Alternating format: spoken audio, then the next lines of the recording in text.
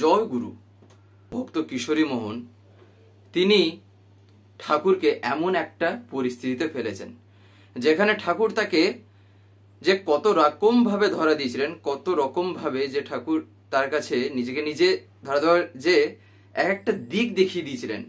সাতবার ঠাকুর ধরা দিয়েছিলেন। আজকে আমরা তেমনই একটা ঘটনা শুনব। একবার ভক্ত কিশোরী মোহন তিনি একটা জায়গা থেকে রুগী দেখে ফিরছেন। ফেরার সময় তিনি একটা মিষ্টির দোকান দেখতে পান। সেখানে তিনি তার মনে খুব লেগেছে আর কি, খুব ভাল লাগছে। সেই দুটো খেজুরের সন্দেশ তিনি ঠাকুরের জন্য কেনেন। তার ইচ্ছা তিনি এটা ঠাকুরকে নিয়ে গিয়ে দেবেন।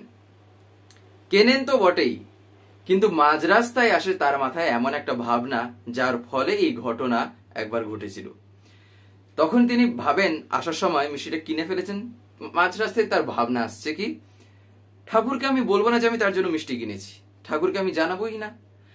আমি এমনি যাব, যেমন সব দিন বা সাধারণভাবে যেমন থাকবো। আমি দেখি ঠাকুর স্বতঃস্ফূর্ত ভাবে তিনি তার আগ্রহে, তার ইচ্ছাপূর্বক আর কি, তিনি স্বইচ্ছায় তিনি আসছেন কিনা, তিনি আমার কাছ থেকে চাইছেন কিনা, এইরকম একটা ভাবনা আর কি চলছে তার মাথায়। যথাক্রমে তিনি ফিরেছেন বাড়ি। তারপরে তিনি ঠাকুরের কাছে গেছেন। এবারে ঠাকুরের কাছে তখন কীর্তন টীর্তন শুরু হয়েছে, একদম জোর কদমে কীর্তন। এবারে কীর্তন শেষ হয়। কীর্তন শেষ হবার পর যথারীতি যে যার বাড়িতে ফিরে যাচ্ছেন। কিশোরী মোহনও তিনি তখনও কিন্তু ঠাকুরের কাছে গিয়ে জানাননি, তিনিও বাড়ি ফিরে যাচ্ছেন বাকিদের মতনই। সেই সময় শ্রী শ্রী ঠাকুর তিনি স্বাভাবিক রকমে যেমন বসে থাকেন তিনি বসেই আছেন, তিনিও তখন কিছু বলছেন না। কিন্তু যখন ভক্ত কিশোরী মোহন প্রায় মাঝ রাস্তায় ধরে গেছেন, প্রায় বলতে পারেন এবার বাড়ি পৌঁছাবেনি, তিনি তখন ভাবছেন খাওয়ার তো দূরের থাক, ঠাকুর একটাবারও জিজ্ঞাসাও করলেন না, ঠাকুর মানে কিছু আমায় বললেনও না, মিষ্টির কথা মানে আমায় কিছু তেমনই ইয়ে করলেন না, খাওয়া তো অনেক দূরের ব্যাপার। ঠাকুর পিছন থেকে আসছেন। তখন কিশোরী মোহনদা বাড়িতে প্রায় পৌঁছে গেছেন, সামনে আর কি বাড়ি এমন দেখা যাচ্ছে, এমনই একটা জায়গায়। তখন ঠাকুর ভক্ত কিশোরী মোহনকে বলছেন, ডাক্তার আমাকে একটু জল দাও তো, জল খাবো। এরপর থেকেই শুরু হয় সেই প্রত্যেকটা কথা, যেখানে ঠাকুর আর কিশোরী মোহন একে একে শুধু এক একটা কথা বলছেন। তখন কিশোরী মোহনদা বলেন, জল খাবে, তা বাড়ি গিয়েই তো খেতে পারতে, অত দূর গিয়ে আবার ফিরে এলে কেন? তা ভাই তুমি একটু জল দাও না, ঠাকুর বলছেন। তখন কিশোরীদা বলেন, এখানে জল খাবে তার মানেটা কি? ঠাকুর তখন বলছেন, ইচ্ছে হলো তোমার এখানে জল খেতে ইচ্ছে হলো, তাই ফিরে এলাম ভাই। কিশোরীদা তখন বলছেন, তা বেশ খাও। তাই বলে কিশোরীদা ঠাকুরকে দিলেন একটু জল খেতে। এবারে প্রথম এইখানে ঠাকুর ধরা দেন, সবচাইতে প্রথমে। এক একটা ধাপে ধাপে যেমন মানুষ জীবনে এগোয়, ঠাকুর এরকম এক একটা ধাপে ধাপে তাকে ধরা দিচ্ছেন। প্রথম ঠাকুর বলেন কি, ভাই শুধু জল কি খাওয়া যায়, একটু কিছু দাও না, মানে কিছু খেয়ে আর কি, কিছু খেয়ে জল খাই। তখন কিশোরী বলছেন, কি দেব? ঠাকুর বলছেন, যা তোমার ঘরে থাকে তাই, মানে সেই আর কি দিতে। তখন কিশোরীদা বলছেন, আমার ঘরে কিছু নেই। তখন ঠাকুর কিশোরীদাকে জড়িয়ে ধরছেন, অর্থাৎ আলিঙ্গন যেমন করা হয় ঠিক ব্যাপারটা ওই রকমই। ঠাকুর তখন বলছেন, ঘরে যা থাকে তাই আমায় দাও না ভাই, অর্থাৎ তাতেই ঠাকুর রাজি। কিশোরীদা বলছেন, হ্যাঁ আমার ঘরে কিছু নেই, আমার ঘরে। ঠাকুর এইবারে দ্বিতীয়বার ঠাকুর ধরা দিচ্ছেন। তখন ঠাকুর বলেন, একটু মিষ্টি, অর্থাৎ যদি সেরকম যদি একটা কিছু হয়ে যায়, একটু মিষ্টি, এই বলে ঠাকুর থেমে গেছেন। কিশোরীদা তখন বলছেন, মিষ্টি মিষ্টি কোথায় পাবো?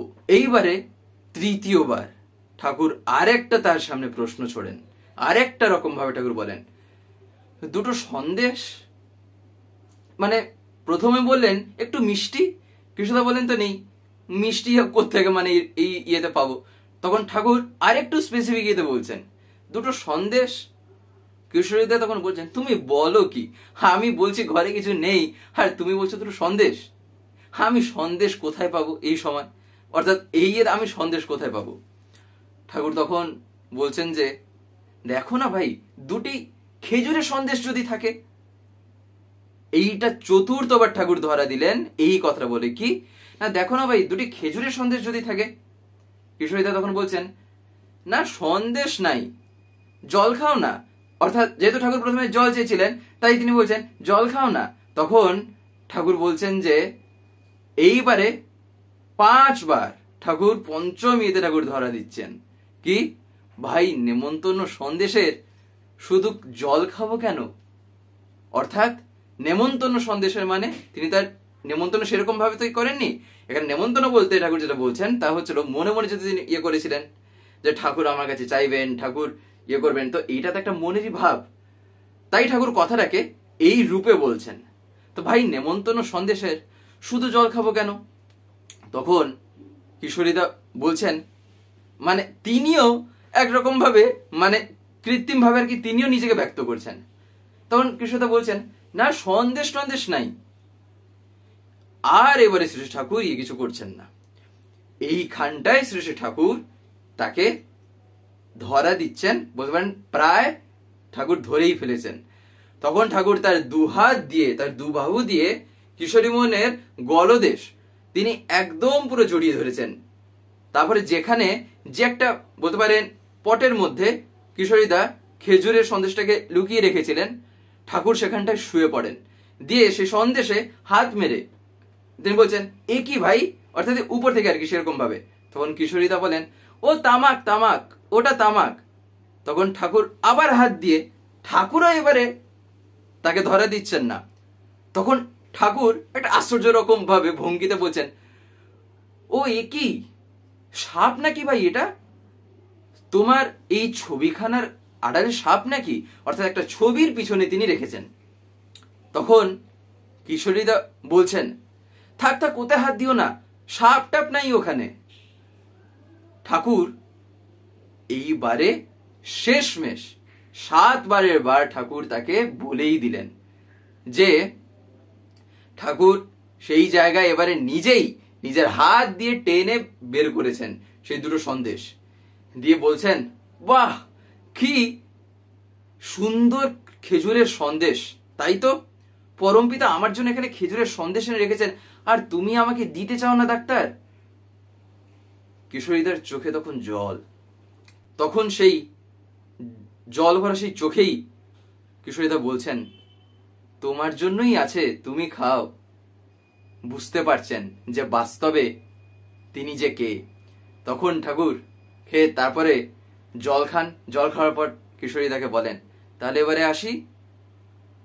এবারে খেয়ে ঠাকুর যাওয়ার সময় আবার কিশোরীদাকে বলছেন, তাহলে এবারে বাড়ি যাই, বাড়ি যাই এখন।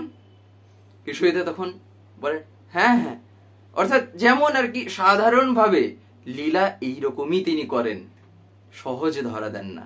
পরমপিতার শ্রীচরণে আপনাদের প্রতি প্রত্যেকের জন্য সুস্থ স্বাস্থ্য সুদীর্ঘ ইষ্ট উচ্ছল জীবন প্রার্থনা করে আজকের এই আলোচনাটি আমি এখানেই শেষ করছি। জয় গুরু।